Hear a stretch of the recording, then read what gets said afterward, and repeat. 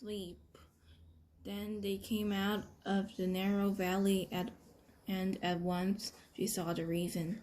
There stood Peter and Edmund and all the rest of Aslan's army fighting desperately against a crowd of horrible creatures whom she had seen last night. Only now, in the daylight, they looked even stranger and more evil than more deformed. I stopped there. I'd been reading for over an hour and sleep still didn't come. It was almost 2 a.m. Everyone else was asleep.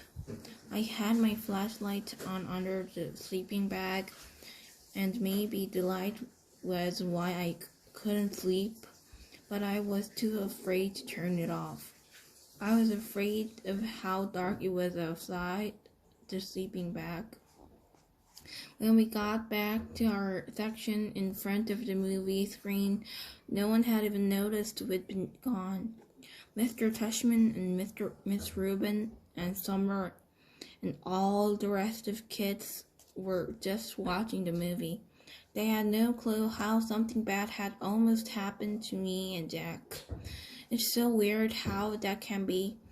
How you could have a night that's the worst in your life, but to everybody else, it's just an ordinary night.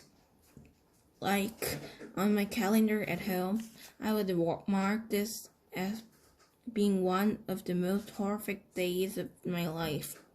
This and the day Dee died. But for the rest of the world, this was just an ordinary day. Or maybe it was even a good day. Maybe somebody won the lottery today.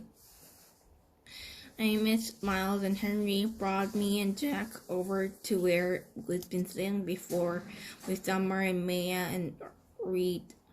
And then they went and sat where they had been sitting before with Cinema and Savannah and their group. In a way, everything was exactly as we had left it before we went looking for toilets. The sky was the same. The movie was the same. Everyone's faces were the same. Mine was the same. But something was different. Something had changed.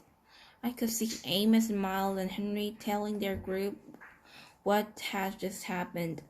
I knew they were talking about it because they kept looking over at me while they were talking. Even though the movie was still playing, people were whispering about in the dark. News like that spread fast. It was what everyone was talking about on the bus ride back to cabins. All the girls, even girls I didn't know very well, were asking me if I was okay. The boys were all talking about getting revenge on the group of 7th grade jerks trying to figure out what school they were from. I wasn't planning on telling the teachers about any of what had happened, but they found out anyway. Maybe it was the torn sweatshirt and the bloody elbow, or maybe it's just that teachers hear everything. When we got back to the camp, Mr. Tushman took me to the first aid office, and while I was getting my elbow cleaned and bandaged up by the camp nurse, Mr. Tushman and the camp director were in the next room talking with Amos and Jack and Henry and Miles, trying to get a description of the terrible troublemakers. When he asked me about them a little later, I said I couldn't remember their faces at all, which wasn't true. It's their faces I kept seeing every time I closed my eyes to sleep. The look told the horror on Ger's face when she first saw me.